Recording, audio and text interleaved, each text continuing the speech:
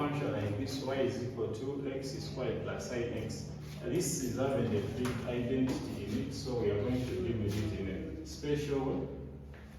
And we can let our f of x to be equal to x squared plus sin x. And the formula for first principles, all of us know it very well, it is simply given by this is the limit as delta x tends to 0 of f into x plus delta x minus f of x. So all of this is over delta x. Now in this case, our f of x is squared. So wherever there is x, I'll put the x plus delta x and I square. So now if I'm dealing with this one here, this is the limit as delta x tends to 0 of wherever there is x, I put the x plus delta x like this, but it is squared here. Then plus, I first finish the whole of it, plus sine. Wherever there is x, I put the x plus delta x. Then this one is minus, so the whole of this, then I'm subtracting minus f of x, which is x squared plus sine of x. Then all of this is divided by delta x.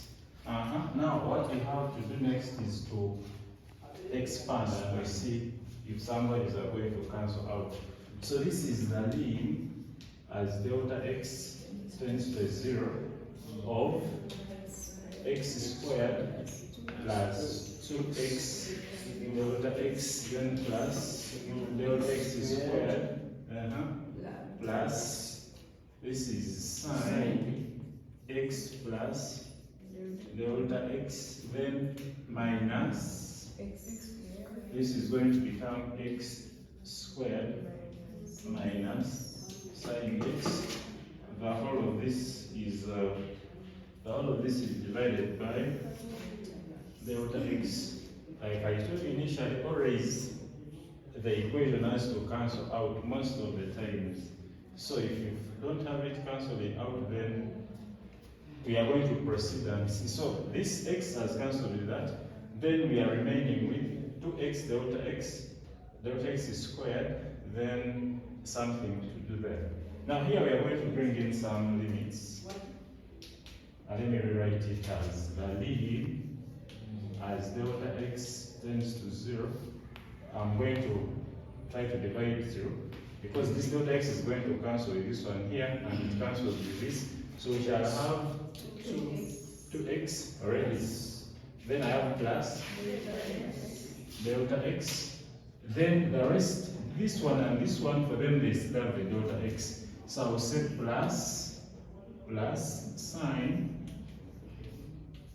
x plus delta x, then minus, this is sine x over, only this one is over delta x. Now I have a sine minus a sine. From your trigonometry, you know that sine minus sine will give us, we are going to use factor formula, and if I'm to proceed there, still this is going to be the limit as delta x tends to 0 of 2x remains.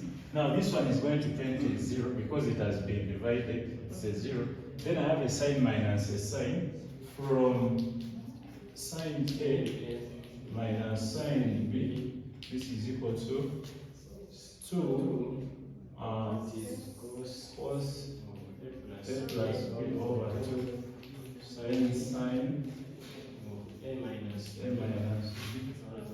This is what we are going to use here to combine the sine and the sine. So we are saying plus 2 cos, our value of A is x plus delta x, then plus x. So I'm saying x plus delta x, then plus x over 2. That is the A plus B over 2. Then into sine A is x plus X minus x out of 2. This is divided by delta x. So this is the limit as delta x tends to 0.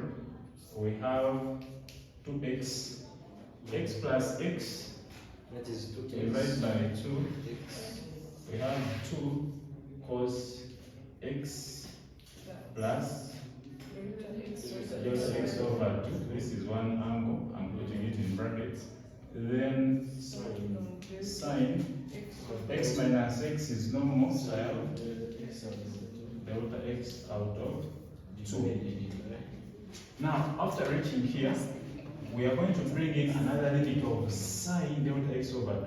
Because we have sine and delta x over 2, so we say sine delta x over 2 is going to tend to, it is going to tend to a delta x over 2. It tends to that specific small change.